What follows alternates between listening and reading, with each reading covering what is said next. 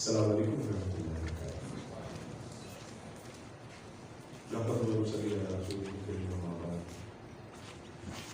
فأعوذ بالله من الشيطان الرجيم. بسم الله الرحمن الرحيم. قال الله سبحانه وتعالى في القرآن المجيد في القرآن الحميد: يا أيها الذين آمنوا اتقوا الله حق تقاته ولا تموتن إلا وأنتم مسلمون. يا أيها الناس اتقوا ربكم الذي خلقكم من نفس واحدة وخلق منها زوجها وبث منهما رجالا كثيرا ونساء واتقوا الله الذي تساءلون به والأرحام إن الله كان عليكم رقيبا. وقال رسول الله صلى الله عليه وسلم: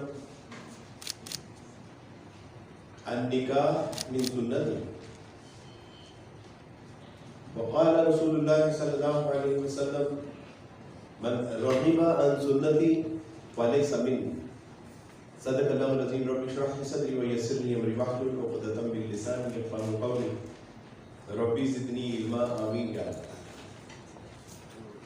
ہر طرح کی تعریف اللہ سبحانہ و تعالیٰ کے لیے ہے جو رب تمام جہانوں کا اور جس کے اختیار میں ہم سب کی جان ہے اور بالآخر ہم سب کو اسی کی طرف لوٹ کر جانا ہے.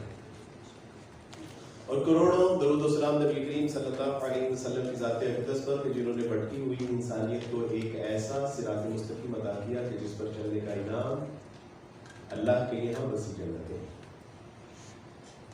معزز حاضرین کرام،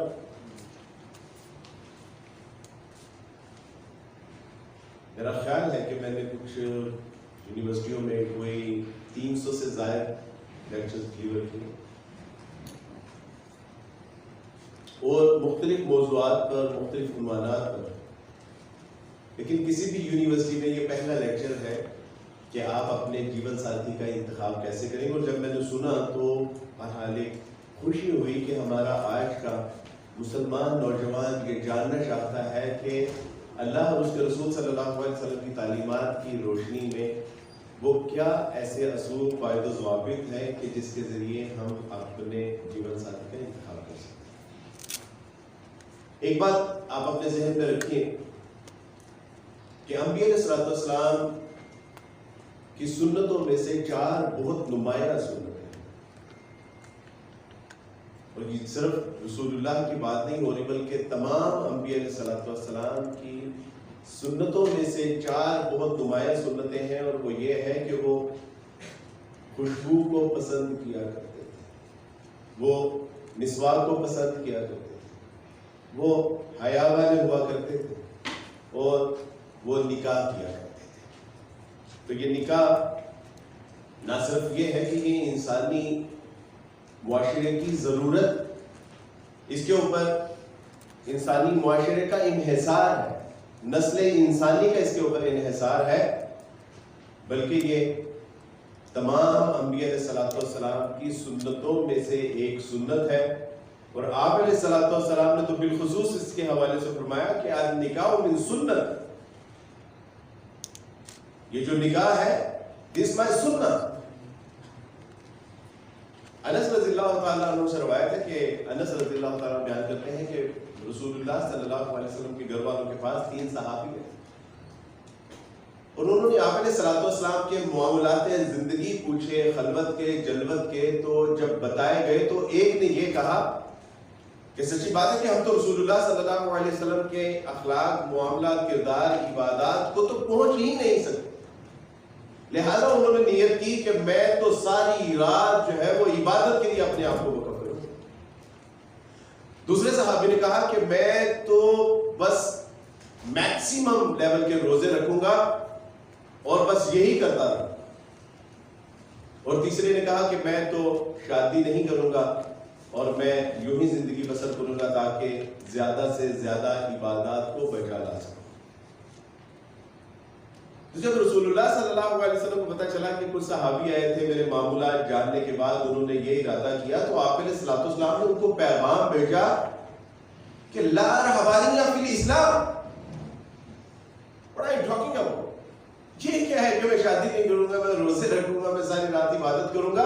میں اللہ کا نبی ہوں، اس کا رسول ہوں، لیکن اس کے باوجود میں روزے بھی رکھتا ہوں، میں کھاتا پیتا بھی، میں رات کو عبادت بھی کرتا ہوں، میں آرام بھی کرتا ہوں، اور میں نکاح بھی کیے ہوئے ہیں، شادیاں بھی کرتا ہوں، میری ایک لائف، میری فیملی لائف.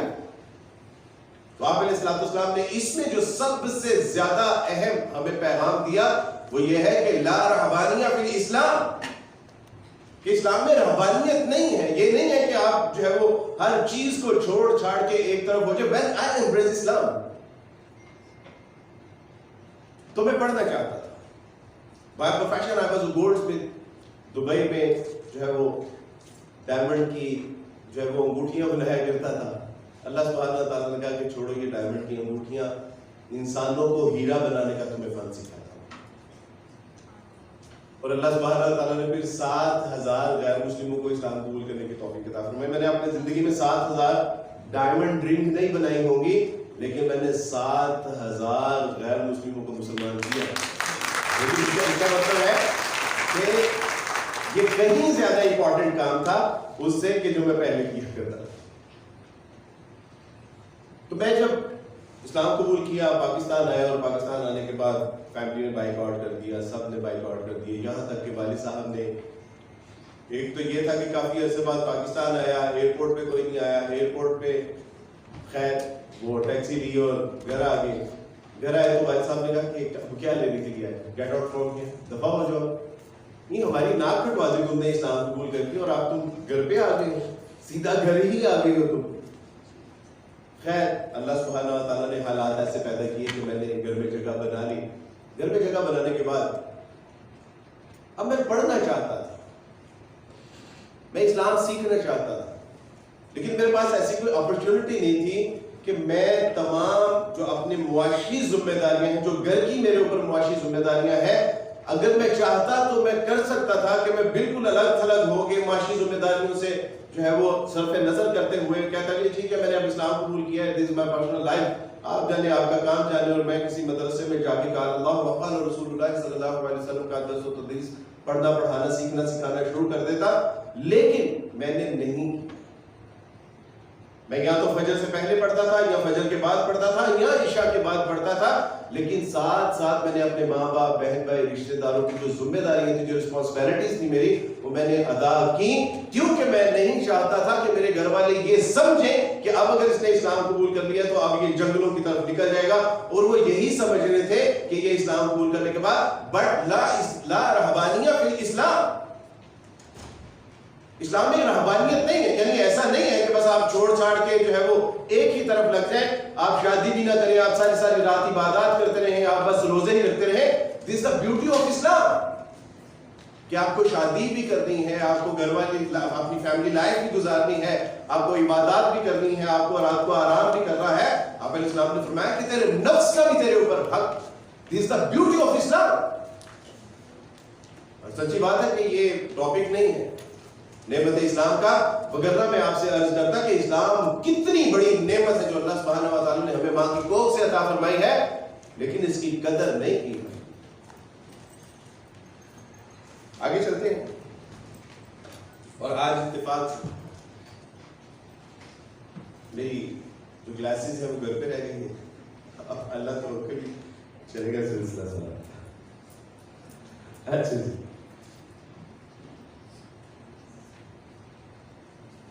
استاد جی سے پوچھا، میں نے استاد جی سے عرض کی کہ استاد جی اچھی فصل کے لیے کیا ضروری ہے؟ تو استاد جی نے بڑی دھیمی سی آواز میں کہا کہ اچھا پانی، اور ساتھ ہی بغیر پوچھے بتا دیا اور اچھی عورت. میں نے کہا استاد جی فصل کی بات کر رہا ہوں. کہا کہ میں فصل اور نسل کی بات کر رہا ہوں. What is that? استاد جی میں نے فصل کا پوچھا ہے. استاد جی کہتے بیٹا میں نے فصل کا اور نسل کا بتایا ہے. فصل کے لیے ضروری ہے کہ اچھا پانی میسر ہو، اور اچھی نسل کے لیے ضروری ہے کہ اچھی عورت میسر ہو. فرمایا کہ یہ دنیا متاع ہے، یہ دنیا ایک متاع ہے، اور اس متاع کی سب سے قیمتی شے عورت. اور جس کو یہ سب سے قیمتی جو ہے وہ قیمتی شے میسر آ گئی، رسول اللہ صلی اللہ علیہ وسلم نے فرمایا گویا کہ اللہ سبحانہ و تعالیٰ کی توفیق سے اس کو دنیا اور آخرت کی خیر میسر آ گئی۔ اب ذرا آپ دیکھیں کہ اسلام کہاں سے آپ کو ایڈریس کرنا شروع کرتا ہے۔ دس از دا بیوٹی آف اسلام۔ عمر رضی اللہ تعالیٰ عنہ سے کسی نے پوچھا کہ عمر سب سے پہلا اولاد کا حق کیا ہے؟ صدقے جائے واللہ سبحان اللہ، کاش آپ اس جملے کا لطف اٹھا سکتے ہو۔ عمر نے پوچھا کہ اب تمہاری اولادوں کا تم پہ سب سے پہلا حق کیا ہے؟ اور وہاں پہ میرے جیسے تو نہیں، وہ تو بہت اعلیٰ اور ارباب ہے، لیکن کچھ سادہ مزاج لوگ بیٹھے تھے۔ انہوں نے کہا کہ جن کا نان نفقہ، کسی نے کہا کہ جن کی تعلیم و تربیت، کسی نے کہا کہ اس کے لیے چھت کی ضرورت، کسی نے کہا کہ فلاں چیز ہے۔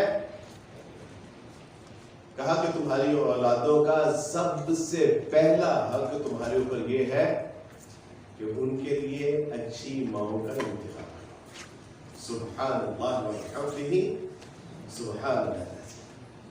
Can you imagine about that؟ اور یہ محض عورتوں کے لیے، مردوں کے لیے نہیں ہے، بلکہ مردوں کے لیے بھی یہی ہے کہ جب عورت یہ سوچے گی کہ میری اولاد کا سب سے پہلا میرے اوپر کیا حق بنتا ہے، تو اولاد وہ سوچے گی کہ سب سے پہلا اس کی اولاد کا اس کے اوپر حق جو ہے وہ یہ ہے کہ وہ اس کے لیے ایک اچھے باپ کا انتخاب کرے، کیونکہ یہاں سے نسل چلنی ہے۔ اس کے بعد آئیے،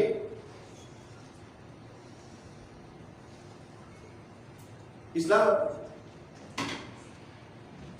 جہاں پہ زندگی کے ہر شعبے میں ہماری تعلیم و تربیت کرتا ہے، ہمیں رہنمائی فراہم کرتا ہے، وہ ہمیں ایک اسلام کا کوئی بھی جز ہے اس سے پہلے ایک بنیادی چیز فراہم کرتا ہے، اور وہ بنیادی شے ہے آپ کی اخلاص نیت۔ آپ کھانا کھاتے ہیں، کھانا آپ کی باڈی کو جو ہے وہ انرجی فراہم کرتا ہے، اس کی فلاح و بہبود، اس کی نشو و نما کے لیے اجزاء فراہم کرتا ہے۔ ٹھیک ہے، آپ نے روٹی کھائی، آپ کی صحت بھی مل گئی، آپ کی جو ہے وہ جسمانی اجزاء بھی مل گئے، دیٹس فائن۔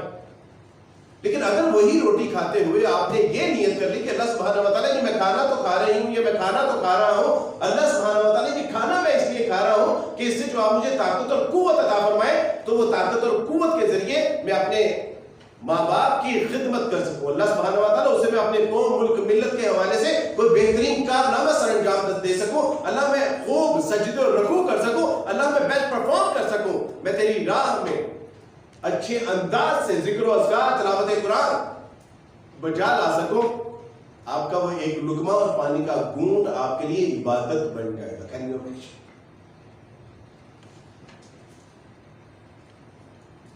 اور اگر اخلاص سے نیت نہیں ہے تو سچی بات ہے کہ پھر ہمارے جو صبح و شام کے سجدے اور تلاوتیں ہیں نا، اگر اٹینشن نہیں ہے، نیت نہیں، تو اس کا وہ اجر و ثواب نہیں ملے گا جو ایک نیت کے ساتھ اجر و ثواب مل سکتا ہے۔ تو سب سے پہلے اپنا کوئی جیون ساتھی تلاش کرنے سے پہلے یہ سوچئے کہ یہ اللہ سبحانہ و تعالیٰ جی محض جسمانی سکون نہیں ہے، یہ راحت و آرام کا سامان نہیں ہے، یہ محض سیکشل ایکٹیویٹی کا نام نہیں ہے، بلکہ اس پہ امت کا انحصار ہے۔ اسلام کی بہت بنیادی چیزوں کو جو ہے وہ اس کے ساتھ منسلک کیا گیا ہے، اور آنے والی قوم، ملک، ملت، عقائد و نظریات، مفسرین، محدثین، متکلمین، اس کے اوپر اس کا انحصار ہے، اس کے اوپر آپ کی اس نیت کے اوپر، آپ کی اس شادی کے ساتھ۔ اور جب ہم یہ نیت کریں گے کہ اللہ سبحانہ و تعالیٰ مجھے جسمانی راحت و آرام بھی چاہیے، مجھے سکون بھی چاہیے، مجھے آنکھوں کی ٹھنڈک بھی چاہیے، اللہ سبحانہ و تعالیٰ مجھے ایسی بیویاں، ایسا شوہر عطا فرمائیے کہ جو دنیا میں بھی دینداری کے حوالے سے میرا معاون ہو، آخرت میں جنت میں لے جانے کے حوالے سے میرا معاون ہو، دوزخ سے بچانے میں میرا معاون ہو، اللہ تیری اطاعت اور اتباع کرنے میں میرا معاون ہو، اللہ قوم کی ترقی، اس کی کامیابی اور کامرانی، اس کی فلاح و بہبود میں میرا معاون ہو۔ تو اب جب آپ اپنے جیون ساتھی کو تلاش کرنے کی جب نیت کریں گے تو سچی بات ہے کہ اس کے بارے میں سوچنا، غور و فکر کرنا، اس کے حوالے سے سرچنگ کرنا، یہ ساری کی ساری چیزیں آپ کے لیے عبادت کا درجہ رکھیں گی۔ بات کلیئر ہے؟ اب آئیے آگے کہ اس کے آگے ہماری ذمہ داریاں کیا بنتی ہیں۔ رسول اللہ صلی اللہ علیہ وسلم نے اس کو بہت خوبصورت طریقے سے کیٹاگرائز کرتے ہوئے، قرآن میں بھی اس کا مفہوم آتا ہے، رسول اللہ صلی اللہ علیہ وسلم کی حدیث میں بھی اس کا مفہوم آتا ہے. اور تعلیم دیکھیے آپ، اسلام ہمیں بتاتا ہے کہ ایک مسلمان باندی جو غلام بھی ہو سکتی ہے، لونڈی بھی ہو سکتی ہے، ایک مسلمان باندی کہیں زیادہ بہتر ہے ایک غیر مسلم شریف زادی سے. اب آپ اس کا کمپیریزن کیجئے کہ ایک طرف باندی ہے اور ایک طرف شریف زادی ہے، لیکن اب مین اس کا جو وہ یہ ہے کہ ایک طرف مسلمان ہے، ایک طرف غیر مسلم. اور چونکہ میرا تعلق ہے، اکثر لوگ ہم سے یہ بات پوچھتے ہیں کہ عبدالواجد بھائی کین آئی میری with a naan Muslim? Yes, you can do. If she is اہل کتاب, she is believer in Lord, yes, you can do that. اللہ کے قرآن کا حکم ہے کہ ٹھیک ہے تم اہل کتاب کے ساتھ شادیاں کر سکتے ہو، لیکن یہ بات پسندیدہ نہیں. ہاں انہوں نے اجازت و رخصت کو لیتے ہوئے جب انہوں نے شادیاں کی، اور ان شادیوں کو کرنے کے بعد ہوا یہ کہ آج وہ تو مسلمان ہے لیکن اس کے بچے عیسائی ہیں، اس کے بچے چرچ گوئنگ ہیں، ان کے بچے جو ہے وہ سینیگاگ گوئنگ ہیں. نوح علیہ السلام کا واقعہ یاد کیجیے. نوح علیہ السلام اللہ کے رسول ہیں، اس کے نبی ہیں. اللہ سبحانہ و تعالیٰ نے حکم دیا کہ ان میں دعوت و تبلیغ کا کام کیجیے. جب انہوں نے دعوت و تبلیغ کا کام کیا اور 950 سال دعوت و تبلیغ کا کام کیا، اور جب وہ قوم سرکش نکلی، اور سرکشی کے بعد جب اللہ سبحانہ و تعالیٰ نے حکم دیا کہ نوح آپ ایک ایسی کشتی ڈیزائن کیجئے کہ جس میں آپ اہل ایمان کو لے کے سوار ہو جائیے، اور ہم زمین اور آسمان دونوں اطراف سے پانی جاری کریں گے اور یہ فنا ہو جائے. ایسے ہی اب لاسٹ مومنٹ ہے، اور لاسٹ مومنٹ کے اوپر نوح علیہ السلام اپنے بیٹے سے کہتے ہیں کہ بیٹا کم ان دا بوٹ. اور وہ بیٹا اپنی ماں کی طرف دیکھتا ہے اور اس کی ماں کہتی ہے کہ نہیں بیٹا، ہم اپنی قوم کو چھوڑ کے نہیں گئے. آپ کو پتا کیا ہوا تھا؟ وہ نہیں گئے. یعنی 950 سال دعوت و تبلیغ کرنے والا ایک ایسا شخص جو نہ صرف ایک اچھا نیک صالح انسان ہے بلکہ اللہ کا نبی ہے، اس کا رسول، اور جو ہمیں تعلیمات دیتے ہیں کہ ایھا الذین آمنوا قوا انفسکم واہلیکم نارا، یہ نبی علیہ السلام کے ذریعے سے آتی ہے کہ اہل ایمان اپنے آپ کو اور اپنی اولادوں کو اس دوزخ کی آگ سے بچاؤ، اپنے اہل و عیال کو اس دوزخ کی آگ. آپ تصور کیجئے کہ وہ نبی نے اپنے بیٹے کی تعلیم و تربیت نہیں کی ہوگی، لیکن لاسٹ مومنٹس کے اوپر وہ اپنی ماں کی طرف دیکھ رہا تھا. اس لیے اللہ سبحانہ و تعالیٰ سے زندہ قرآن اینڈ رسول اللہ صلی اللہ علیہ وسلم سے زندہ حدیث کہ ایک مومن باندی جو ہے وہ ایک غیر مسلم شریف زادی سے کہیں زیادہ بہتر ہے. یہاں کیٹاگرائز ہو گیا کہ ایمان والی مسلمان. اب اس سے آگے رسول اللہ صلی اللہ علیہ وسلم جو بتایا، آپ علیہ السلام نے فرمایا کہ انسان شادی جب کرتا ہے تو عورت میں 4 چیزیں دیکھ کے شادی کرتا ہے. یہ ہمارے بھائیوں کے لیے کہ بیٹا انسان جب شادی کرتا ہے تو وہ اس میں 4 چیزیں دیکھتا ہے. وہ دیکھتا ہے اس کا حسن و جمال، وہ دیکھتا ہے اس کا مال و متاع، وہ دیکھتا ہے اس کا حسب نسب، وہ دیکھتا ہے اس کی دینداری. اور رسول اللہ صلی اللہ علیہ وسلم فرمایا کہ تم دینداری کے سبب سے نکاح کیا کرو. Why اللہ سبحانہ و تعالیٰ کے رسول صلی اللہ علیہ وسلم؟ Why only according to deen؟ تو اب سنیے مدھوبانی کبھی اس کی تصویر کو رکھ کے نوجوان اس کی پرستش کیا کرتا تھا، لیکن وہ حسن و جمال آج ڈل چکا ہے. آج اس کا کوئی نام لینے والا بھی نہیں. ٹھیک ہے، اگر تم حسن و جمال کے سبب سے شادی کرو گے تو بیٹا یہ تو ایک دن جب حسن و جمال ڈل جائے گا تو تمہاری اٹینشن ختم ہو، تمہارا انٹرسٹ ختم ہو جائے گا. ہاں تم مال و متاع کے سبب سے اگر شادیاں کرو گے تو ہم دیکھتے ہیں کہ کل جو شاہی خاندان میں جن کا شمار ہوا کرتا تھا آج وہ فقراء میں، یعنی آج ان کے پاس رکشے کے اوپر سفر کرنے کے لیے بھی چیزیں میسر نہیں. ملکہ حسن پاکستان کے حوالے سے اتنی معروف تھی، پچھلے دنوں میں اس کا وہ کہتی کہ جب حسن تھا تو میرے یہاں جو ہے وہ بڑے بڑے سیاستدان اور ریاست کے امیر ترین لوگ آیا کرتے تھے. آج میرے پاس جب گھسن ڈل گیا ہے تو میرے پاس مکان کا کرایہ دینے کے لیے بھی نہیں. اور اگر تم حسب نسب سے شادی کرو گے تو یہ بھی اللہ سبحانہ و تعالیٰ کے نزدیک، یعنی اگر واقع تم شرف والا انسان جاننا چاہتا ہو، عزت مقام و مرتبہ، تو وہ ہے تقویٰ، جو اللہ سے ڈرنے والا ہے. تو فرمایا کہ تم دینداری کے سب سے، اگر تم چاہتے ہو کہ شادی کرو تو دینداری کا جو ہے وہ اس میں کہ وہ اللہ سے ڈرنے والی ہو، اللہ سے محبت کرنے والی، اس کا دل اللہ کے ذکر و اذکار میں مبتلا ہو، وہ ہر وقت زبان سے شکر ادا کرنے والی ہو، وہ نہ شکری کرنے والی نہ. اور اس سے ہوتا پتہ ہے پھر کیا ہے؟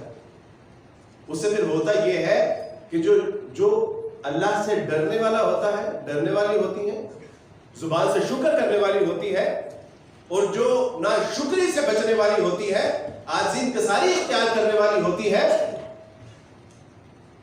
کہ وقت کے ساتھ اللہ سبحانہ و تعالیٰ اس میں اضافہ فرما. عمر فاروق رضی اللہ تعالیٰ عنہ، کہ ہمارے حکمرانوں کی بات نہیں ہے، عمر فاروق رضی اللہ تعالیٰ جب سربراہ بنے تو وہ گلیوں میں گشت کر رہے ہیں، تو گشت کے دوران ایک گھر سے آواز آتی ہے کہ بیٹا میں تجھے کہہ رہی ہوں کہ دودھ میں پانی زیادہ ملا دے. اور بیٹی کہتی ہے کہ اماں جان آپ جانتی تو ہیں کہ عمر نے کہا ہے کہ جس نے ملاوٹ کی اس کو سخت سزا سے دوچار کیا جائے گا. تو کہا کہ عمر کون سا یہاں پر دیکھ رہا ہے؟ تو کہا کہ اماں جان عمر نہیں دیکھ رہا لیکن عمر کا رب تو دیکھ رہا ہے. اللہ، اماں جان عمر نہیں دیکھ رہا، عمر کا رب تو دیکھ رہا ہے. جب دیندار بیٹی کا بہن کا انتخاب کرے تو آپ نہیں، آپ کا کیمرہ اس کو نہیں دیکھ رہا ہوگا، 4D 7D 5D کیمرہ اس کو کیپچر نہیں کر رہا ہوگا، اس کو اندازہ ہوگا کہ میرا اللہ مجھے دیکھ رہا ہے. تب وہ آپ کی عزت، عظمت، آپ کی اولاد، آپ کی مال، آپ کی جان کی حفاظت کر رہی ہوگی.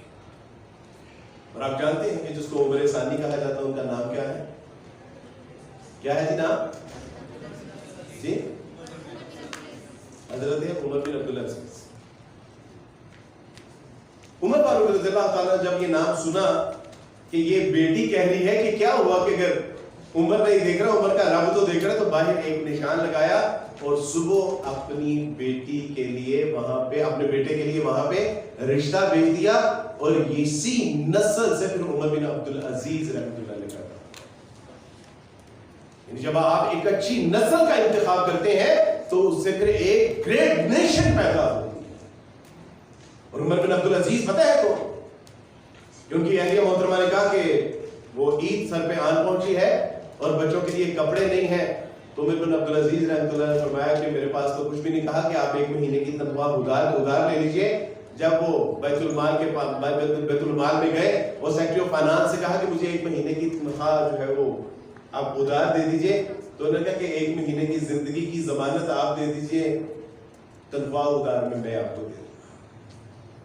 گھر آئے، کہا کہ بیٹا یو ہیو 2 آپشن. دنیا میں میرے پاس بہت مواقع ہیں، میں تمہیں بہت مال و متاع سے نواز سکتا ہوں، لیکن آخرت کا اس میں خسارہ ہے. اور دوسرا آپشن یہ ہے کہ دنیا میں تنگ دستی سے زندگی بسر کر لو، لیکن اس میں آخرت کی کامیابی ہے. ایک اچھی عورت کا جب آپ انتخاب کرتے ہیں تو اس سے ایک ایسی نسل پروان جاتی ہے. بات واضح ہے جی؟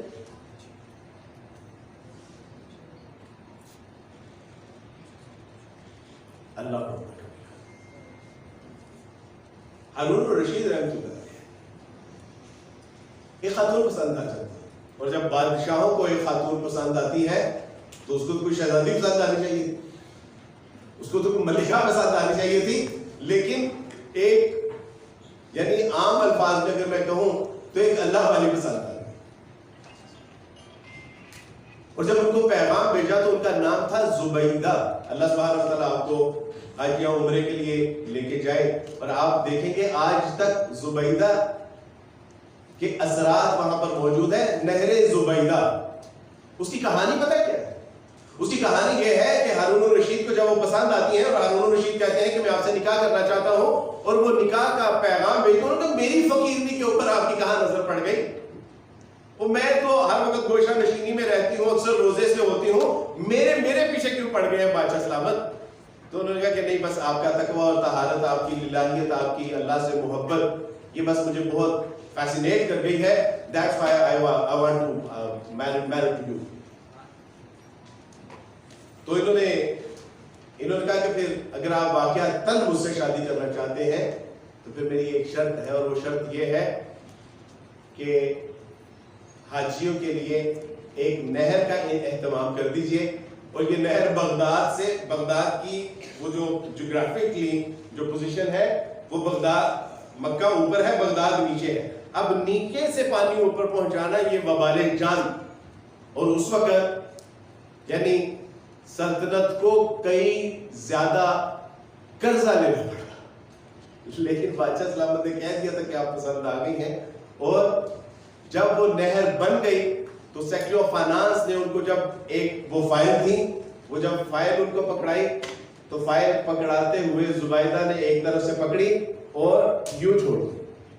نہر کے ایک طرف زبیدہ تھی، دوسری طرف سیکٹری آف فائنانس تھے، اور فائل پکڑی اور نہر بند کر دی، اور ایک جملہ کہا جس سے ان کی اللہ سے محبت اور اللہ سے جو ایک تعلق ہے اس کا پتہ چلتا ہے. زبیدہ کہتی ہیں ترکنا الحساب، کہتی ہیں ترکنا الحساب لیوم الحساب.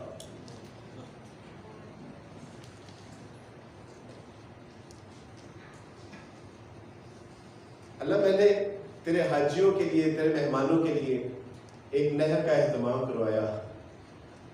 اللہ میں نے اس کا حساب نہیں لیا، میں نے چھوڑ دیا. اللہ مجھ سے میرا حساب نہ لیجیے. کیوں رسول اللہ صلی اللہ علیہ وسلم فرما رہے ہیں کہ دیندار عورت کا انتخاب کرو؟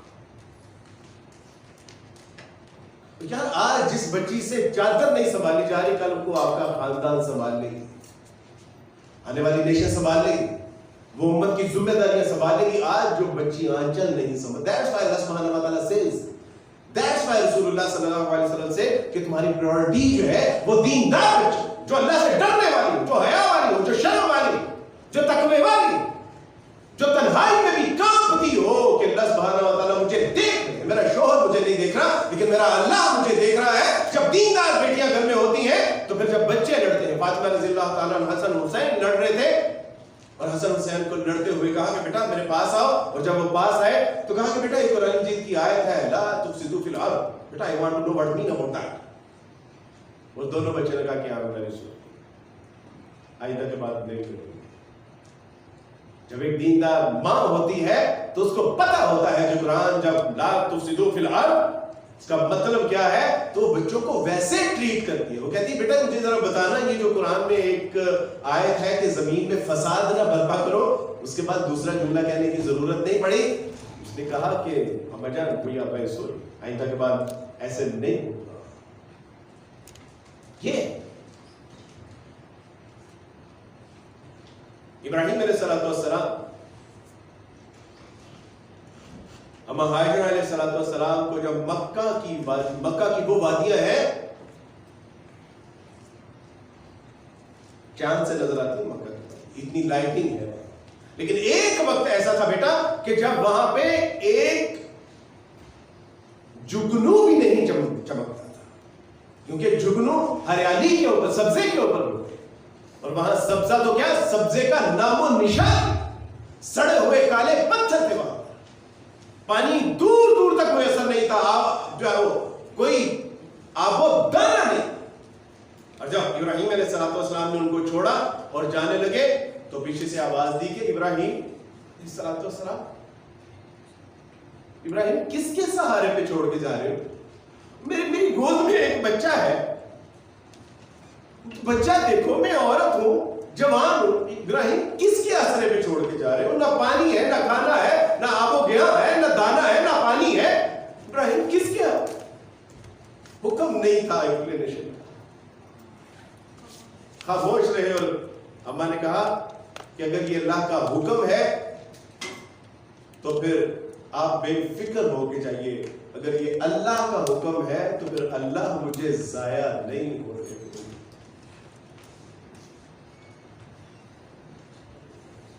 اور زبان پہ شکایت نہیں لائی، اف نہ کر لبوں کو سی یہ عشق ہے دل لگی نہیں، سینے پہ تیر کھایا جا آگے قدم بڑھایا جا، اور جب طے کر لیا کہ اللہ اس کے رسول صلی اللہ علیہ وسلم کی اطاعت اور اتباع کرنی ہے، شوہر کی اطاعت اور اتباع کرنی ہے، زبان پہ کلمہ ناشکری نہیں لانا، تو جب بچہ روتا ہے تو کلیجہ منہ کو آ رہا تھا، رات کو جب میرا بچہ روتا ہے اس کی ماں اس کے ساتھ لیٹی ہوتی ہے، لیکن میں اٹھ جاتا ہوں کہ کیا ہوں، وہ کہتے نہیں آپ آرام کیجیے، I will manage انشاءاللہ۔ ماں کا تصور کیجئے کہ کیسے جب وہ بچہ بلک رہا ہوگا اسماعیل، تو وہ ادھر بھاگا ہے جس کو امام الناس نہیں بنائے گا بلکہ امام المحدثین بنائے گا، کہ جس کو دنیا آج امام بخاری کے نام سے جانتی ہے۔ That's why دینداری، اب بات سمجھ کہ کیوں دینداری ضروری ہے؟ بیٹا اسی طرح میری بیٹی، میری بہن، میرے پتر، آپ کو بڑے لوگ ایسے ملیں گے کہ جو تیرے تقوی و طہارت کی تعریفیں بھی کریں گے، تیرے حسن و جمال کی تعریفیں بھی کریں گے، تجھ سے محبت کے دعوے بھی کریں گے، لیکن اس کو بتا دیں کہ اگر آپ واقعہ مجھ سے محبت کرتے ہیں تو میرے باپ کے ساتھ جا کے بات کیجیے، مجھ سے بات کرنے کی ضرورت نہیں، لیکن اس کے لیے بیٹا تجھے اپنے اندر ہمت پیدا کرنی پڑے گی، اللہ اور اس کے رسول کا جو درس ہے اس کو یاد رکھنا پڑے گا، تجھے اپنا مقام و مرتبہ یاد رکھنا پڑے گا، تو بھیڑ بکری نہیں ہے۔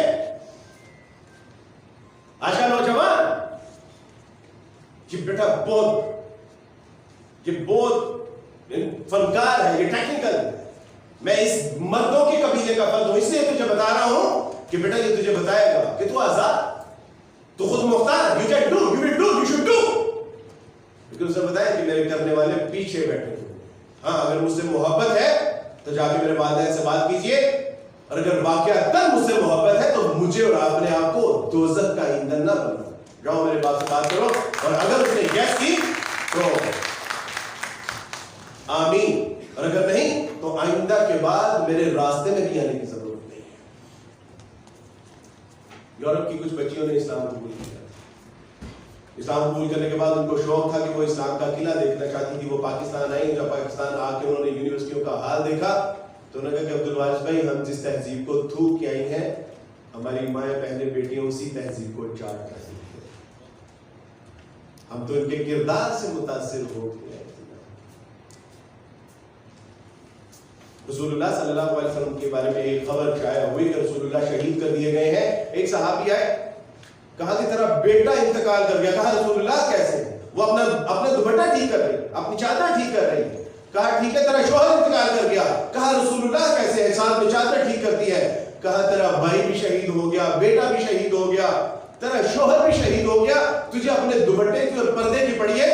اس نے کہا کہ میرا بچہ انتقال کر گیا ہے، شوہر انتقال کر گیا ہے، میرا بھائی انتقال کر گیا ہے، میری غیرت انتقال نہیں کر گئی۔ That's why I cover myself۔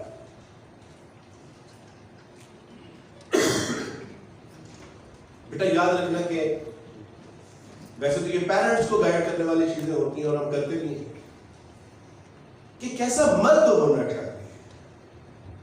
رسول اللہ صلی اللہ علیہ وسلم جب اپنی بیٹیوں کے حوالے سے اپنے دامادوں کا انتخاب کرتے ہیں تو علی رضی اللہ تعالیٰ عنہ، یہ یاد رکھنا that's very important thing کہ اللہ کے رسول صلی اللہ علیہ وسلم کی قریبی رشتہ داری تھی، آپ کے کزن بھی تھے، آپ کے بھائی بھی تھے، آپ کے شاگرد بھی تھے، آپ کے صحابی بھی تھے۔ سب سے پہلا انتخاب رشتہ دار کا کیا کہ جب رشتہ داریوں میں دراڑ آتی ہے، پھوٹ پڑتی ہے، تو اوپر سے لنک ایک ہی ہوتا ہے، دادا جان ایک ہوتے ہیں، تایا تایا آپس میں بھائی ہوتے ہیں، پھپھو پھپھو تایا اور پھپھو، تو یہ جو رشتے ہیں جب رشتہ داریوں میں ہوتی ہے تو اس میں بڑی خیر ہوتی ہے، بڑی برکت ہوتی ہے، اور میرے رسول صلی اللہ علیہ وسلم نے اپنی بیٹی کا جب انتخاب کیا تو اپنے رشتہ دار کا انتخاب۔ دوسری کوالٹی علم والا، دوسری کوالٹی علی رضی اللہ تعالیٰ عنہ کو کیا کہا گیا؟ آپ تو یونیورسٹی کے بچے ہیں، ابھی میں I never go to school, میں تو کچھ اسکول بھی نہیں گیا جی، علم کا دروازہ۔ یہ آپ نے نا 1000 روپے مجھ سے انعام لے لیا، اور اگر آپ مجھے عربی میں یہ سناتے ہیں تو میں آپ کو 2000 دیتا ہوں. یہ پلیز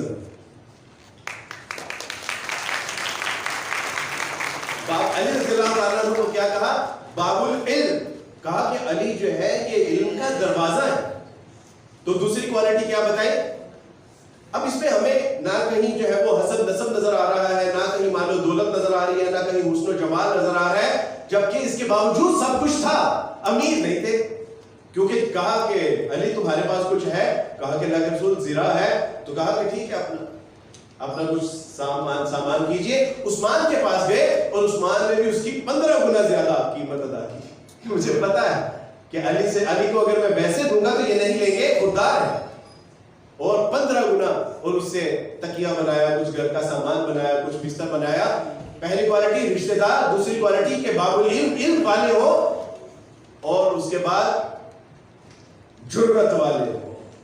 اسلام کے لیے کٹنا مرنا جانتے، اسلام کے لیے قربانی دینا جانتے، اسلام کے لیے زندگی وقف کرنا جانتے ہو، اسلام کے لیے جو ہے وہ ان کے دل میں جوش و جذبہ، امت کے لیے درد ہو، فکر.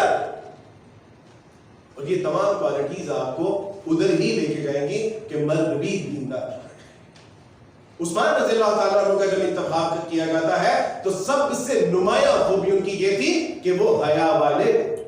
رسول اللہ صلی اللہ علیہ وسلم فرمایا کہ عثمان ایسی شخصیت ہے کہ جس سے فرشتے بھی حیا کرتے ہیں.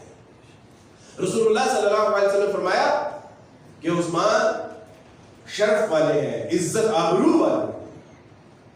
تیسری ان کی کوالٹی کہ عثمان اللہ کی راہ میں خرچ کرنے والے ہیں. ہاں اگر ان کوالٹیز کے ساتھ اللہ کی راہ میں خرچ کرنے والے ہیں، مال و دولت والے ہیں، تو یقیناً یہ ہماری بیٹیوں کو، بہنوں کو یہ خوش رکھتے، یہ نمایاں ہو. آئیے اس کے بعد موسیٰ علیہ السلام، بہت خوبصورت واقعہ کہ موسیٰ علیہ السلام جب اپنی اہلیہ محترمہ اور ان کی اہلیہ محترمہ کنسیو کیے ہوئے تھی، پریگننٹ تھیں، اور وہ ان کو لے کے جا رہے تھے، ان کی طبیعت ناساز ہوئی اور ان کو خیال ہوا کہ میں ان کو آرام کرواتا ہوں. کچھ سردی کا موسم تھا، ان سے کہتا ہوں کہ آپ آگ کے قریب، اور آگ کی تلاش میں نکلتے ہیں. اور جب آگ لینے کے لیے جاتے ہیں تو کیا ملتا ہے؟ آگ لینے کے لیے جاتے ہیں تو کیا ملتا ہے؟ جی یہ تو بہت معروف مقولہ ہے. اللہ کی جہاں جب وہ آگ لینے کے لیے جاتے ہیں تو اللہ نبوت سے سرفراز کرتے ہیں.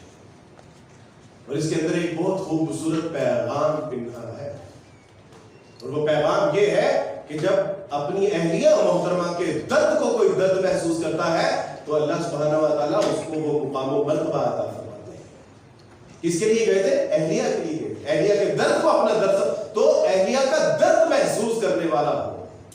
دل بینا بھی کر خدا سے طلب، آنکھ کا نور دل کا نور.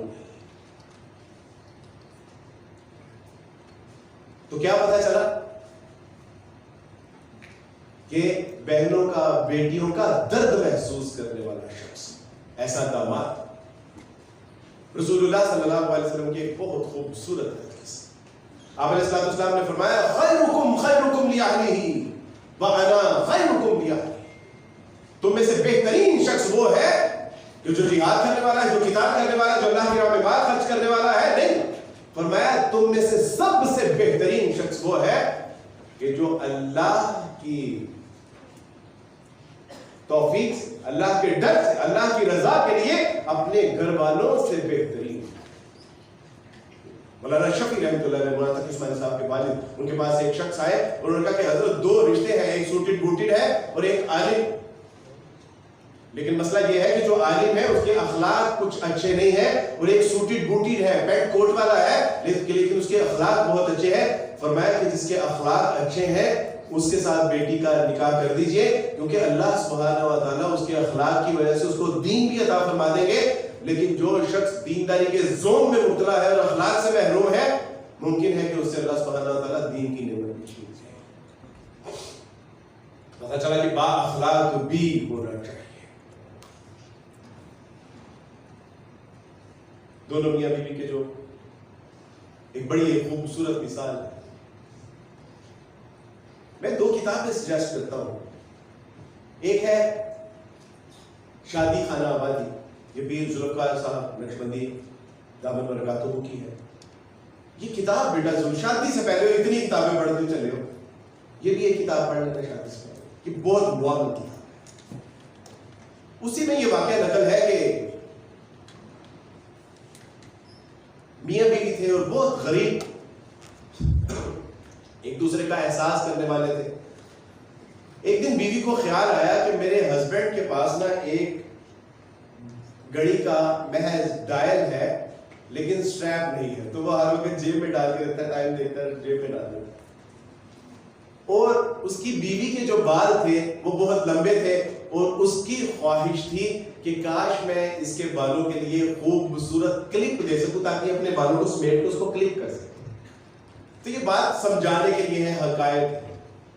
تو ایک دن اس کا شوہر جاتا ہے اور اس کا شوہر وہ گھڑی بیچ کے اس کے لیے ایک خوبصورت کلپ پرچیز کرتا ہے, اور جب وہ آ کے اس کو دیتا ہے تو وہ کہتے ہیں کہ میں اپنے بال کٹوا کے اس کو بیچ کے آپ کے لیے سٹریپ لے کے آئی ہوں, آپ نے وہی ڈائل بیچ کے میرے لیے جو ہے وہ کلپ خرید لی.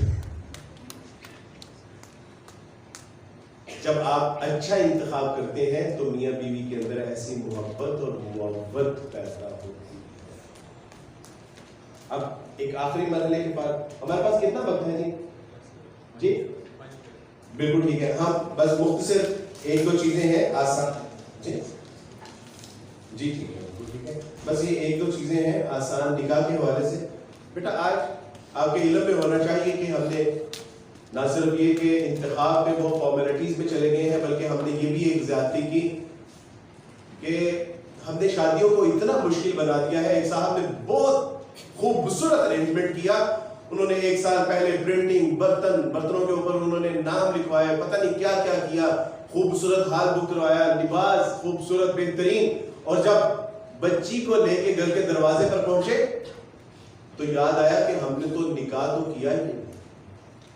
لہٰذا سب کو روکا اور کہا کہ اللہ کے بندو, جو سب سے امپورٹنٹ چیز تھی وہ تو تم نے اسکپ کر دی, اس کا نکاح تو ہم نے پڑھایا. اور شادی کے اندر سب سے زیادہ امپورٹنٹ چیز ہے وہ ہے نکاح. رسول اللہ صلی اللہ علیہ وسلم فرمایا کہ جاننا چاہتے ہو کہ برکت والا نکاح کون سا ہے؟ کہا کہ جی اللہ کے رسول. کہا برکت والا نکاح یہ ہے. آج 20% 100 میں سے اگر 20 طلاقیں ہو رہی ہیں تو اس کی بنیادی وجہ یہ ہے کہ برکت والا نکاح نہیں ہے. اور برکت والا نکاح یہ ہے کہ جس کے اندر اخراجات کم سے کم.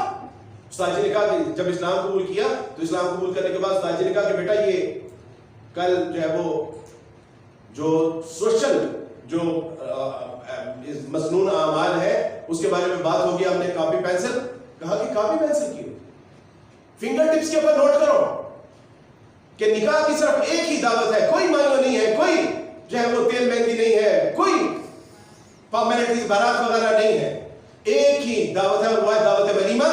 نکاح کرو, نکاح کا اعلان عام کرو, مسجدوں میں کرو, برکت والی جگہ پہ, اور نکاح کے بعد ایک ہی دعوت ہے وہ دعوت ولیمہ. چاہے ایک بکری کا بچہ ذبح کرو. اور مجھے اس لیے دعوت ولیمہ پسند نہیں ہے کہ تم اس میں غربا کو نہیں بلاتے, تو ترغیب دی کہ اپنے ولیموں میں غربا کو. I have 2 wives. ایک نکاح یوں ہوا تھا جیسے درس قرآن ہو رہا ہے, اور ایک ولیمہ یتیم خانے میں یتیم بچوں کے ساتھ. الحمدللہ. اور میری زندگی خوبصورت نہیں, خوبصورت سے خوبصورت ترین گزر رہی ہے. اور آپ کو یاد ہونا چاہیے کہ آج ہماری شادیوں میں یہ اتنی مشکلات ہم نے پیدا کر دی کہ ان مشکلات کی وجہ سے 35 سال سے ابو خواتین 1 کروڑ ہے جو پاکستان میں منتظر ہیں کہ کس طرح ہمارے رشتے بھی ہوتے اور شادیاں بھی ہوتے. چونکہ ہمارے یہاں پہ شادی 20 سے 25 لاکھ کا خرچہ ہے, اس لیے ہم نے اس کو اتنا مشکل بنا دیا کہ زنا آسان ہو گیا ہے. اور جس دن ہم نکاح کو آسان کریں گے واللہ ہے اس دن زنا مشکل کر دیے جائیں گے. اللہ سبحانہ و تعالیٰ سے دعا ہے کہ اللہ سبحانہ و تعالیٰ بات کو سمجھ کے اس پہ عمل کرنے کی توفیق عطا فرمائے. وآخر دعوانا ان الحمدللہ.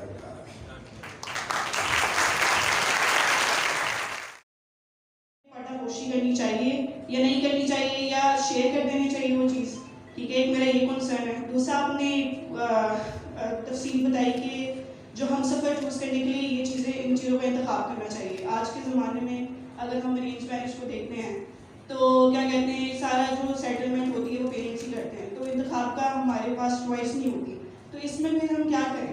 اور تیسرا اور میجر سوال یہ ہے کہ آپ نے کہا کہ مومن کو الاؤ ہے کہ وہ اہل کتاب سے شادی کر سکتا ہے؟ کیا صرف مرد کے پاس ہے کہ صرف مرد ہی کر سکتا ہے یا عورت بھی کر سکتی ہے؟ میرے 3 میجر سوال ہے اور سب سے میجر کنسرن میرا یہ فاسٹ پیرنٹنگ کو لے کے ہے. میں تیسرے سوال سے ایک کام کرتا ہوں کہ بالکل یہ حکم اس کی حکمت آپ سمجھیں. پہلے تو صاحب بات یہ ہے کہ بالکل یہ صرف مرد کو, مسلمان مرد کو اجازت ہے کہ وہ اہل کتاب سے شادی کر سکتا ہے. ہم سب جانتے ہیں کہ عورتیں اصل میں مرد کے گھر آتی ہیں, اور جب ایک غیر مسلم عورت مرد کے گھر آئے گی, وہ موسیٰ کے ماننے والی ہے یا مسیح کے ماننے والی ہے علیہ السلام, تو کبھی بھی مسلمان موسیٰ یا عیسیٰ کی شان میں گستاخی نہیں کرے گا, اور اس لیے وہ کبھی بھی جو ہے وہ اس سے تکلیف نہیں پہنچے گی. اور اگر فرض کریں کہ ایک مسلمان عورت غیر مسلم کے گھر میں جاتی, تو کیا وہ غیر مسلم محمد صلی اللہ علیہ وسلم کی شان میں گستاخی کرتا کہ نہیں کرتا؟ obviously کرتے ہیں. میں اس انہی گھروں سے نکل کے آیا ہوں. جس طرح استہزاء کیا جاتا ہے اسلام کا, مسلمانوں کا, اور رسول اللہ کا, کتاب اللہ کا, اللہ کا, تو میں جانتا ہوں تو یقیناً یہاں ایسے گھر نہیں بس سکتا تھا. یہی وجہ ہے کہ ماضی میں جو میجورٹی ہے جن بچیوں نے اس طرح شفٹ کیا مسلمانوں کے گھر بینگ نان مسلم, تو بعد میں مسلمان ہو گئی, کیونکہ اسلام اس کی یعنی ان کے اخلاق, معاملات, کردار. دوسری آپ نے بات کی کہ پیرنٹس پوچھتے ہی کب ہیں, یعنی یہ جو نکاح کے اوپر رضامندی ہے نا, جب پوچھا جاتا ہے کہ جی میں آپ کا فلاں بن فلاں سے نکاح پڑھا رہا ہوں, کیا آپ کو قبول ہے, تو جب وہ ہاں کہتی ہے نا, دراصل میں یہ ہاں ہی ہے, لیکن اس کو ہم نے فارمیلٹی بنا دی ہے. رسول اللہ نے فاطمہ رضی اللہ تعالیٰ عنہ سے بات کی کہ مجھے خاندان میں علی سے بہتر اور کوئی, تو فاطمہ شرمائی, آپ علیہ السلام نے اسی کو ہاں سمجھا. تو یہ یہاں پہ اگر پیرنٹس بیٹھے ہوتے تو میں ضرور پیرنٹس سے کہتا کہ اللہ کا واسطہ ہے کہ شادیاں تو ہم نے اپنے بچوں کی کرنی ہے, تو ان سے پوچھ کے کیجیے, زندگی تو انہوں نے بسر کرنی ہے. اور اگر یہ زندگی یعنی اپنے ایسے جیون کے ساتھی کے ساتھ بسر کریں گے جس کو پسند کرتی ہیں, تو پسندیدہ شخصیت کا مل جانا ایک نعمت ہے, لیکن اس کے اندر اگر وہ کوالٹیز ہیں دینداری والی, تو پھر ادروائز اگر پیرنٹس کہہ رہے ہیں تو اس کا مطلب ہے کہ وہ آپ کے ساتھ مخلص. تو یہ پیرنٹس کو پوچھنا چاہیے اولاد کو. میں نے اپنی اہلیہ محترمہ سے کہہ دیا, میری بیٹی ابھی 14 سال کی ہے, میں نے ان سے کہا ہے کہ شادی سے میں رہوں یا نہ رہوں, شادی سے پہلے میرے بیٹے کو بھی پوچھیے گا, میری بیٹی کو بھی پوچھیے گا. اگر ان کو کوئی بچی یا بچہ پسند ہو اور اس کے اندر یہ اچھی خصلتیں ہوں, تو ان کی وہیں پہ شادی کیجیے گا, وگرنہ بتا دیجیے گا کہ بیٹا ہم بحیثیت تمہارے والدین تمہارے لیے برا فیصلہ نہیں کر سکتے. جو پہلا سوال تھا وہ میں بھول چکا ہوں. ہاں جی آگے اس میں یہ ہے کہ کچھ چیزیں ہوتی ہیں بتا کے کرنے والی, کچھ چیزیں ہوتی ہیں کر کے بتانے والی. تو اس میں اگر تو کچھ ایسا ہو گیا ہوا ہے کہ اس کو بتانے سے آپ کی لائف ڈسٹرب ہو سکتی ہے, تو پھر تو بالکل نہ بتائیے, اور اللہ سبحانہ و تعالیٰ سے دعا کیجیے, توبہ کیجیے. اور اگر بعد میں وہ خود سے عیاں ہو جاتی ہے, وہ پھر اب یہ ڈیپینڈ کرتا ہے آپ کے اوپر کہ وہ کیسی ایسی بات. تو ممکن ہے کہ بعد میں عیاں ہو تو بعد میں فساد کھڑا ہو, تو زیادہ بہتر ہے کہ آپ اس کو جو ہے وہ پہلے ہولڈ آن کیجیے. اور حکمت, یہاں آپ کی حکمت اور دانائی کا فیصلہ ہے کہ آپ کو دیکھنا پڑے گا کہ اگر اس کو بتانے سے زیادہ فتنہ برپا ہوتا ہے تو مت بتائیے, اور اگر بتانے سے خیر پیدا ہوتی ہے تو یہ اللہ سے مانگیے, اللہ سبحانہ و تعالیٰ کے حضور انشاءاللہ وہ اللہ دل میں ڈال دیں گے بات. Thank you sir, thank you for the open. السلام علیکم, کیا حال ہے؟ الحمدللہ. وعلیکم السلام. مجھے ان دو کتابوں کے نام بتا دیں جو آپ نے مینشن کیا تھا. ایک تو تھی شادی خانہ آبادی اور ایک ازدواجی زندگی, یہ دونوں پیر ذوالفقار صاحب دامن برکات. بہت خوبصورت کتاب, بہت خوبصورت کتاب. سر اچھا سر, میرا یہ کویشچن تھا کہ جب ہم پریکٹیکلی کسی لڑکی کے لیے اس کے پیرنٹس سے بات کرتے ہیں تو ہمیں وہ دینداری دیکھنی ہے, تو اس دینداری کے لیے ہم ڈائریکٹ پوچھ نہیں سکتے کہ ان کا اخلاق کیسا ہے, یعنی کہ یہ اخلاق بنی ہے یا نہیں. وہ تو کہیں گے آف کورس اخلاق بنی ہے, تو ہمیں آف کورس کچھ نہ کچھ کویشچنس پوچھنے پڑیں گے ان کے ایکشن سے ریلیونٹ, جس میں وہ اخلاق اور وہ حیاداری اور وہ چیزیں نظر آئیں. تو وہ کون سے ایکشنز ہیں, پلس اب وہ ایکشن چلو ہمیں کلیئر ہو جاتے ہیں. اب دوسری چیز یہ آتی ہے کہ وہ کیا وہ لڑکی ایکسٹرنل پریشر, اپنے پیرنٹس کے پریشر کی وجہ سے وہ چیزیں کر رہی ہے, یا پھر وہ انٹرنلی اپنے فیتھ کی وجہ سے کر رہی ہے. یہ دو چیزیں کس طرح سے ہوتی ہیں؟ بارک اللہ فیکم. بالکل آپ نے صحیح کہا. اس میں دیکھیں جو ہماری خواتین ہوتی ہیں نا, یہ صرف ہماری شادی کا سامان پرچیز کرنے کے لیے نہیں ہے. ہماری ماں, ہماری بہن, ہماری بیٹی, یعنی جو گھروں کی خواتین ہیں, یہ اصل میں ان کو اللہ سبحانہ و تعالیٰ نے ایسی صلاحیتیں دی ہیں, ان کے اندر ایسی سینسیٹیو ڈیوائسز لگی ہوئی ہیں, ایسے سینسر لگے ہوئے ہیں کہ یہ محض کچن کے جو برتنوں کی آواز ہے نا اس سے جانچ لیتی ہیں کہ سنک صاف ہے یا گندا ہے. آپ یقین کیجیے.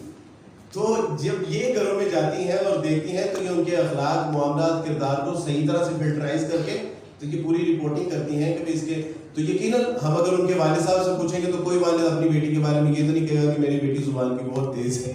تو یہ جب بات چیت ہوتی ہے, ماں دیکھتی ہے, ہماری بہنیں, ہماری بھابیاں جب جاتی ہیں تو یہ پوری طرح سے فلٹرائز کر کے دیکھتی ہیں. اور ایک بات یاد رکھیں کہ یہ اس کا انحصار ظاہر کے اوپر ہے, باطن کے اوپر نہیں ہے. تو وہ بھی ہمارے اوپر ظاہر کے مکلف ہیں, ہم بھی ظاہر کے مکلف ہیں. دلوں کے معاملات کیا ہیں وہ اللہ ہی بہتر جانتے ہیں. تو اسی لیے جو رشتہ داری کا جو کہا گیا ہے کہ رشتہ داروں میں یہ ہوتا ہے کہ بچوں کو شروع سے گھر والوں نے دیکھا ہوتا ہے, اس کے اخلاق, معاملات, کردار. اور اگر لڑکی یا لڑکا پٹاخہ ہے تو یہ بھی سارے خاندان میں شروع ہوتا ہے کہ بھائی اس سے ذرا بچ کے رہنا ہے. تو یہ دونوں کی بات کی, لڑکیوں کی, لڑکوں کی, لڑکے بھی بڑے پٹاخے ہوتے ہیں تو پتہ چل جائے, بات واضح ہے. اسی لیے رشتہ داری میں کہا کہ اپنے رشتہ داروں میں کرو.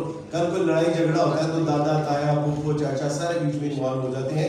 اور زیادہ سکسیسفل جو رشتہ داریاں چل رہی ہیں وہ ریلیٹیوز کی جو ہے وہی چل رہی ہیں. الحمدللہ سروے ہے. السلام علیکم. وعلیکم السلام. Sir, I have a question that about the daughter of Rasul, Zainab Raziyallahu anha. Initially she was married to Abu al-As ibn al-Rabi, who was non-Muslim at the time. Both were non-Muslim at the time, but then she accepted Islam. And he didn't accept Islam. In fact, he fought against Muslims and was captured by Muslims. And on the request of her, the Prophet released him and he reunited with his wife, and then he accepted Islam. So at that time, why didn't she leave and how did Rasul let it happen? سچی بات ہے مجھے اس کی صحیح explanation کا نہیں پتا. اچھا میں بہرحال اس کو ایک بار دیکھ لوں گا, میرے لیے بھی یہ انشاءاللہ وہ فائدہ مند ہوگا.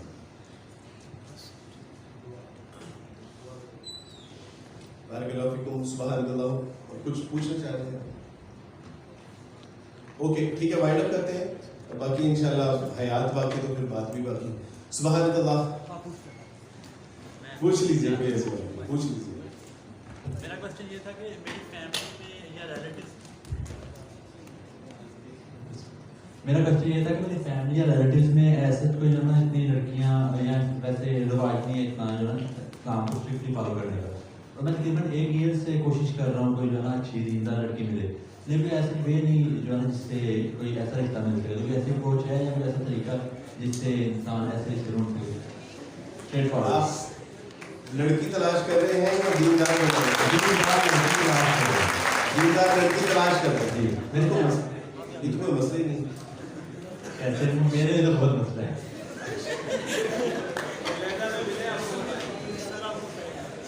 میری ایک شادی ایسے ہوئی تھی کہ میں یوں کر کے لیکچر دے رہا تھا, تو بعد میں جب ان کا مجھے پروپوزل آیا تو انہوں نے کہا کہ صرف وہ آپ کی جھکی ہوئی نگاہیں جو تھیں. میں نے کہا کہ آج کے معاشرے میں بھی ماشاء اللہ ایسے مرد ہیں تو جہاں میگنیٹ ہوتا ہے نا وہاں لوہے کا برادر اس کے ساتھ چمٹ ہی جاتا ہے. تو کیپ اٹ اپ. اس کے لیے سب سے خوبصورت عمل یہ ہے کہ اپنی امی سے کہہ دیجیے, امی سے کہ دیندار حلقوں میں کہہ دیں. دوسری بات یہ کہ روزانہ 2 رکعت پڑھیں. دیکھیں that is very important thing in your life. اس کو اللہ سبحانہ و تعالیٰ سے 2 رکعت پڑھ کے درخواست کر دیجیے کہ اللہ سبحانہ و تعالیٰ جی ایک اچھی دیندار جو ہے نا وہ بچی کا انتخاب فرما دیجیے جو میری آنے والی نسلوں کی بہتری اور بھلائی قوم ملک ملت کے لیے. تو اللہ سبحانہ و تعالیٰ. اور اگر آپ اس سے بھی زیادہ انٹینشنلی کرنا چاہتے ہیں تو ایک ہوتا ہے کہ میں آپ سے پوچھ رہا ہوں, آپ مجھ سے پوچھ رہے ہیں کہ عبدالواز بھی آپ کے پاس کوئی رشتہ ہے. ایک یہ ہے کہ میں آپ سے پوچھ رہا ہوں کہ آپ کو رشتہ چاہیے. ایک وقت وہ ہے جب ہم اللہ سے دعا کر رہے ہوتے ہیں, ایک وقت وہ ہوتا ہے جو تیسرا پہر ہے کہ جب اللہ آپ سے, کیا نام ہے آپ کا؟ سنیل. اللہ آپ سے آ کے پوچھے رات کو کہ Sunil do you need any صالح رشتہ. اس وقت ہم سو رہے ہوتے ہیں تو اس وقت کہ اللہ سبحانہ وتعالیٰ سے ملتا ہے. تہجد میں اللہ سبحانہ وتعالیٰ سے 2 رکعت پڑھ کے دعا کریں, انشاءاللہ اللہ بہت اچھا نیک صالح رشتہ عطا فرمائیں گے. اور آپ کو ملے گا. میرے ساتھ شرط لگا لیجیے, انشاءاللہ نکاح بھی میں کروں. سبحانك اللهم وبحمدك وتعالى اسمك وتعالى جدك وتعالى اللهم صل على محمد وعلى ال محمد كما صليت على ابراهيم وعلى ال ابراهيم انك حميد مجيد. اللهم بارك على محمد وعلى ال محمد كما باركت على ابراهيم وعلى ال ابراهيم انك حميد مجيد.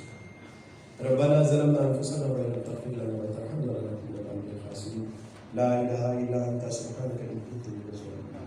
اللهم اغفر لنا وارحمنا وارزقنا وتقبل منا وادخلنا جنتك ونجنا. اللہ سبحانہ و تعالیٰ یہ تیرے بندے, یہ تیرے بندیاں, اللہ میری بہنیں, میری بیٹیاں, میرے بھائی, اللہ سارے یہاں پر کسی دنیاوی غرض و حاجت کے لیے نہیں ہے. اللہ کوئی معلومات نہیں, اللہ ان سے میری کوئی رشتہ داری نہیں ہے, کوئی آشنائی, کوئی جان پہچان نہیں. اللہ محض یہ تیری رضا کے لیے اور تیرا کیا حکم ہے نئی زندگی کے آغاز میں اس کو جاننے کے لیے یہاں جہاں پر جمع ہوئے. اللہ ہم سب کا یہاں پہ جمع ہونے کا مقصد پورا فرما دیجیے. اللہ سبحانہ و تعالیٰ اچھے جیون ساتھی کا انتخاب کرنے کی توفیق عطا فرما دیجیے. اللہ زندگی میں خوشیاں بکھیرنے والا جیون ساتھی عطا فرما دیجیے. اللہ تیرے اور تیرے رسول صلی اللہ علیہ وسلم اور دین اسلام کی اطاعت اور اتباع کرنے والا جیون ساتھی عطا فرما دیجیے. اللہ سبحانہ و تعالیٰ یہ فکر مند ہے کہ ہم آنے والی قوم, ملک, ملت اور امت کے لیے کس طرح نفع بخش بن سکتے ہیں, بنا سکتے ہیں, آنے والی نسلوں کو چلا سکتے ہیں. اللہ اپنے فضل سے, اپنی رحمت سے ہماری یہ خواہشات, ہماری دعائیں, ہماری تمنائیں, مناجات کو قبول و منظور فرما دیجیے. ربنا هب لنا من ازواجنا وذرياتنا قرة اعين واجعلنا للمتقين اماما. اللہ سبحانہ وتعالیٰ فلسطین, کشمیر, برما اور دیگر جہاں جہاں پہ مسلمان ظلم و ستم کا شکار, اللہ ان کی مدد اور نصرت فرما دیجیے. اللہ سبحانہ وتعالیٰ کو, ملک, ملت کو بہترین بیٹیاں, بیٹے, اللہ بچے عطا فرما دیجیے. اللہ جو قوم, ملک, ملت کے لیے بہترین نفع بخش ہو, اللہ اپنے فضل سے, اپنی رحمت, اللہ صحیح, اچھا, سچا, پکا مسلمان بننے کی توفیق عطا فرما دیجیے.